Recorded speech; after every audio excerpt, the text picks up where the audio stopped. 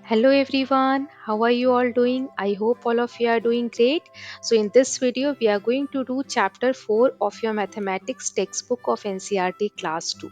The name of the chapter is Shadow Story. We are going to cover this chapter in two parts. So today in first part we will do the half chapter. Okay? So पहला part start करते हैं. The name of the story is shadow story. अब shadow क्या होता है, shadow कैसे create होता है, we will learn about it in further parts of the chapter. Okay, chapter में आगे हम ये समझेंगे. अभी के लिए इसका एक और नाम यहाँ लिखा गया है, वो है तोगलू. अब तोगलू क्या होता है, चलिए पहले समझ लेते हैं. So Togalu Gombeyata is a puppetry art form. अब पपेट्री, पपेट क्या होता है, कठपुतली का नाच हम लोग देखते हैं, एक ऐसा ही पपेट आर्ट फॉर्म होता है जो पपेट्री, पपेट्स के थ्रू परफॉर्म किया जाता है. उसका नाम है तोगलू गोम्बैटा. ये कहाँ प्रैक्टिस किया जाता है, कर्नाटका में, जैसा मैंने आपको बताया.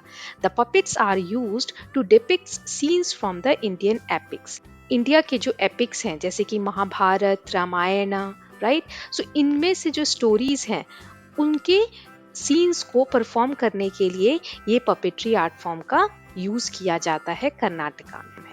Now let's move ahead with the chapter. अब ये दो बच्चे इस शेडो की तरफ देख रहे हैं. इनमें से एक बच्चा बोलता है, wow these shadows are so amazing. ये शेडोज कितने अच्छे दिख रहे हैं. This girl is saying, how are these shadows forming. ये शेडोज आखिर बनते कैसे हैं. Let's see what's next. Nakul and his friends saw a shadow play known as Togalu Gombeta in a village fair. अभी मैंने आपको बताया तोगलू गोम्बैटा क्या है, एक पपेट्री आर्ट फॉर्म है. तो नकुल और उसके दोस्त ये जो शेडो प्ले है, ये जो पपेट्री आर्ट फॉर्म है जिसको तोगलू गोम्बैटा भी कहते हैं, वे एक गांव के मेले में इसको देखने गए. They all were fascinated to see the shadows. उसमें जो अलग अलग तरीके से शेडो बनाए जा रहे थे उनको देखकर बच्चे बहुत ज़्यादा फैसिनेटेड, मतलब उसकी तरफ आकर्षित हो रहे थे, उनको बहुत अच्छा लग रहा था. Now they also want to make shadows. As you can see here, देख रहे हैं आप हाथों का यूज करके कैसे शेडो बनाए हैं. तो बच्चों का मन कर रहा था कि हम भी ऐसा कुछ करें.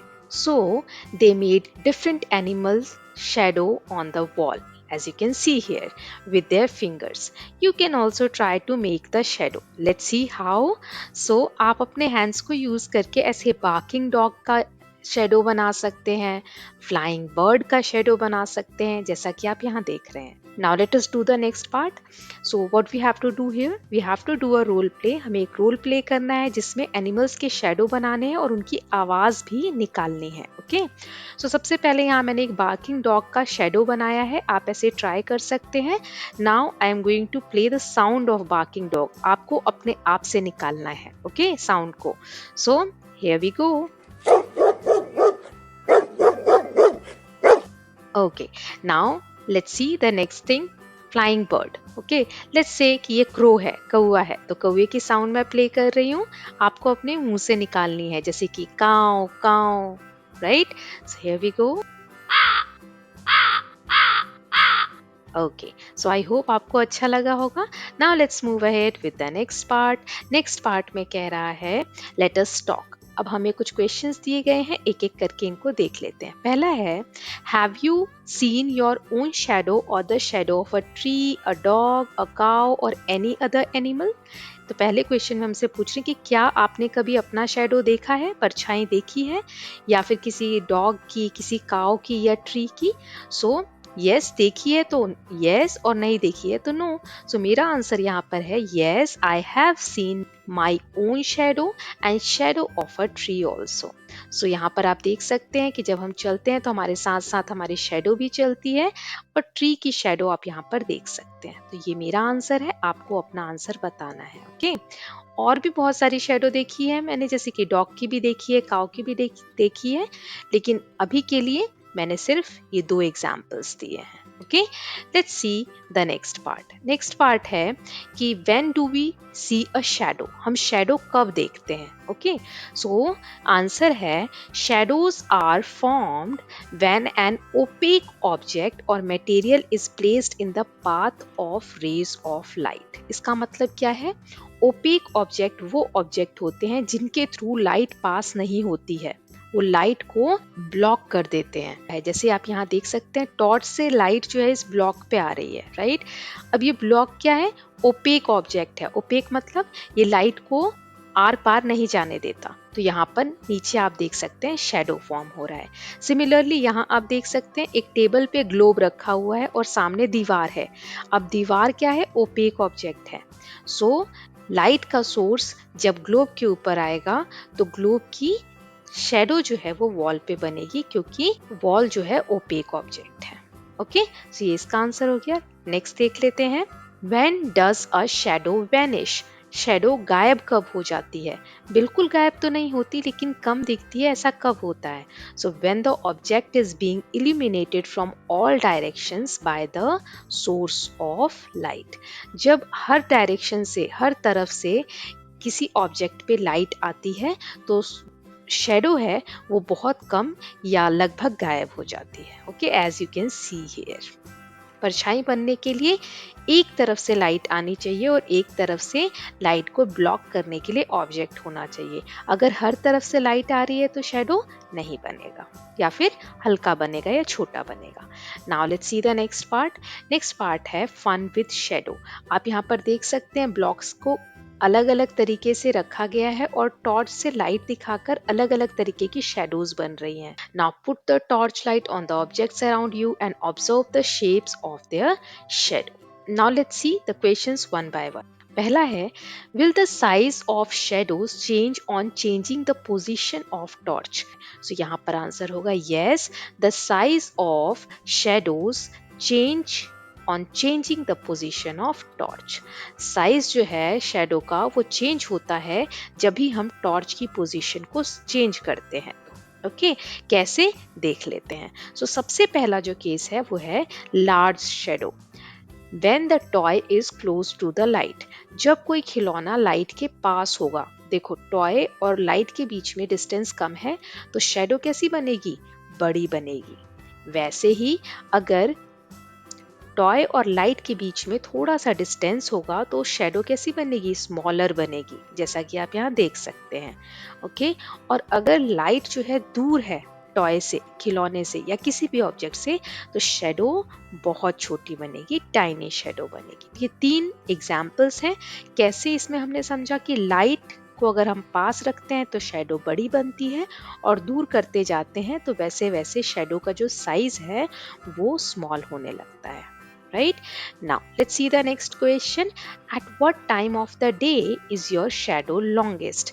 दिन के किस समय पर शेडो जो है, परछाई जो है वो लॉन्गेस्ट होती है, लंबी होती है। सो इसका आंसर है shadows are longest in early morning and late afternoon, early evening, when the sun appears low in the sky. जब सन की पोजीशन आसमान में थोड़ा नीचे की तरफ होती है तब हमारी जो शेडो है वो लंबी बनती है, जैसा कि आप यहाँ इमेज में देख सकते हैं। और बीच में दोपहर के समय सन जब बिल्कुल ऊपर होता है तो उस वक्त शेडो जो है वो छोटी बनती है। सो नेक्स्ट क्वेश्चन है हमारा, at what time of the day is your shadow shortest? सबसे छोटी कब होती है? तो आफ्टरनून में या नून टाइम में। ओके, सो ये हमने पहले भी समझ लिया है। आई होप ये आपको क्लियर है। एक दो बार आप देखेंगे तो आपको अच्छे से समझ आएगा। Now next question is, trace the shape of objects around you. कुछ ऑब्जेक्ट्स यहाँ दिए हुए हैं, उनको हमें ट्रेस करना है। ट्रेस करना मतलब उनकी जो बॉर्डर्स हैं उनके साइड साइड में हमें पेंसिल से उनका बॉर्डर लाइन ड्रॉ करना है। सो सबसे पहले यहाँ बोला गया इरेजर को करना है, तो देखिए इरेजर के आइट साइड हम ऐसे पेंसिल से इसके कॉर्नर्स को ड्रॉ करेंगे। आप भी ये ट्राई कर सकते हैं। Yes, like this. Okay, now leaf दिया हुआ है, पत्ता आप रख के पत्ते के कॉर्नर्स पे आप पेंसिल चला के और ऐसे ट्रेस कर सकते हैं। नेक्स्ट है शार्पनर, तो शार्पनर को ऐसे किया, धीरे धीरे पेंसिल चलाते हुए करेंगे। देन मैच बॉक्स, माचिस की डिब्बी को भी हम इस तरीके से पेंसिल से ट्रेस करने की कोशिश करेंगे। Then pencil colour, pencil colour को हम ट्रेस करने की कोशिश करेंगे इस तरीके से। ओके, सो ये बहुत इजी था।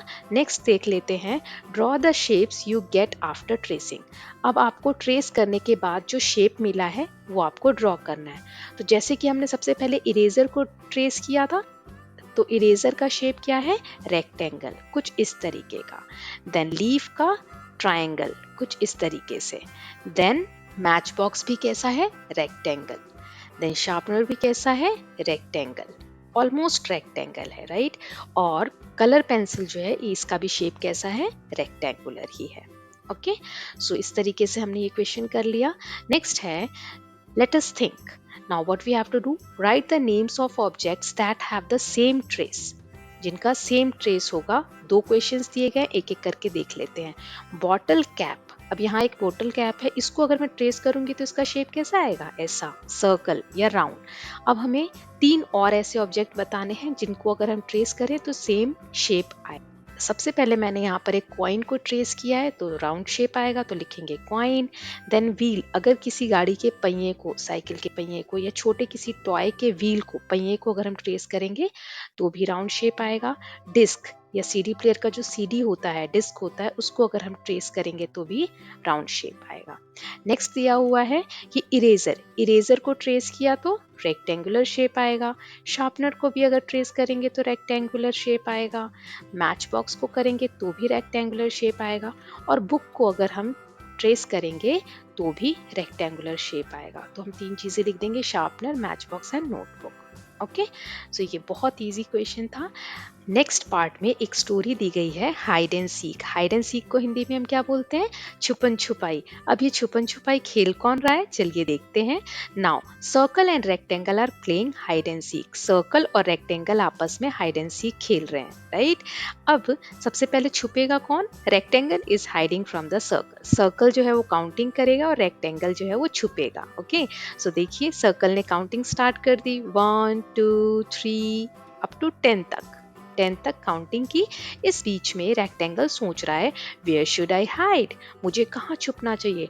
ओह, शू बॉक्स। फिर वो सोचता है कि मैं शू बॉक्स में छुप सकता हूँ। उसको ऐसा लगता है, I look like the face of the shoe box, I will hide behind it. मेरा जो चेहरा है वो शू बॉक्स जैसा ही मिलता जुलता है, तो मैं उसके पीछे छुप सकता हूँ।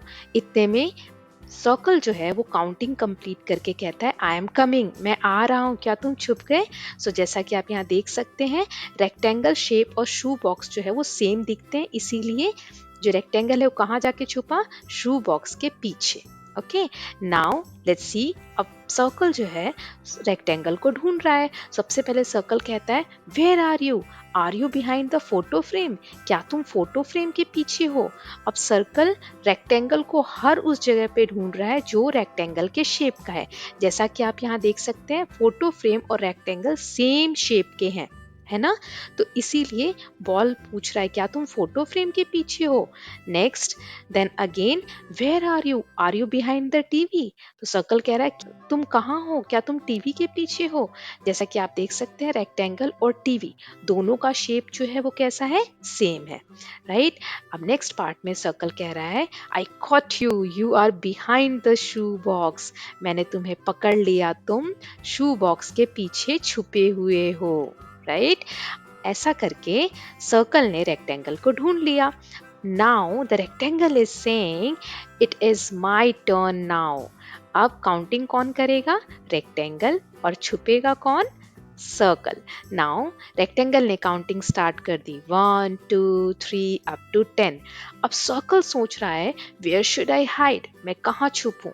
इतने में डोर बेल बजती है। The door bell rang, triangle and square came and join the game. इतने में डोर बेल बजती है और ट्राइंगल और स्क्वायर भी आ जाते हैं गेम को ज्वाइन करने के लिए। फिर सब खेलने लगते हैं। अब इसी बेसिस पे कुछ क्वेश्चंस दिए गए हैं, हम इनको सॉल्व कर लेते हैं। As you can see here, they all are playing together now. अब सब साथ में खेल रहे हैं। तो एक एक करके इन सभी क्वेश्चंस को देख लेते हैं। पहला है, circle can hide in the clock, घड़ी में छुप सकता है क्योंकि घड़ी भी सर्कल शेप की है। बॉल, क्योंकि बॉल भी सर्कल शेप की है। और दो ब्लैंक्स हमें दिए, और कहाँ कहाँ सर्कल जो है वो छुप सकता है। सो एक मैंने यहाँ लिखा है प्लेट, क्योंकि प्लेट का शेप भी क्या है, राउंड।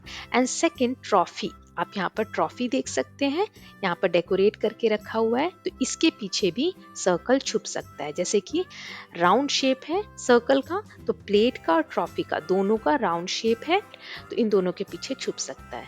नाउ सेकंड क्वेश्चन है, rectangle can hide in the shoe box photo frame.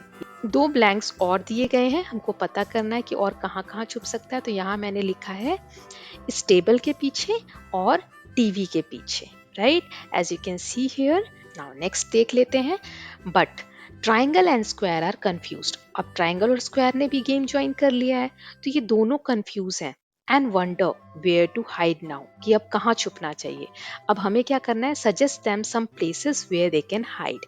अब हमें ट्राइंगल को और स्क्वायर को कुछ सजेशन देना है कि वो लोग कहाँ छुप सकते हैं। ओके, सो फर्स्ट देख लेते हैं, ट्राइंगल कैन हाइड इन, मैंने यहाँ दो चीजें लिखी हैं, शो पीस, यहाँ पर आप देख सकते हैं प्रिज्म जैसा एक शो पीस है ट्राइंगुलर शेप का, इसके पीछे ट्राइंगल छिप सकता है। और सेकंड ये कैप रखी हुई है बर्थडे कैप, इसके पीछे भी ट्राइंगल छिप सकता है, राइट। नेक्स्ट है, square can hide in this square photo frame. इस फोटो फ्रेम का शेप कैसा है, स्क्वायर शेप है, तो इसके पीछे छुप सकता है। और डाइस, यहाँ आप डाइस जैसा कुछ देख पा रहे हैं खेलने का, ये इमेज है, तो इसके पीछे भी स्क्वायर छुप सकता है क्योंकि इनका शेप कैसा है, सेम है, राइट।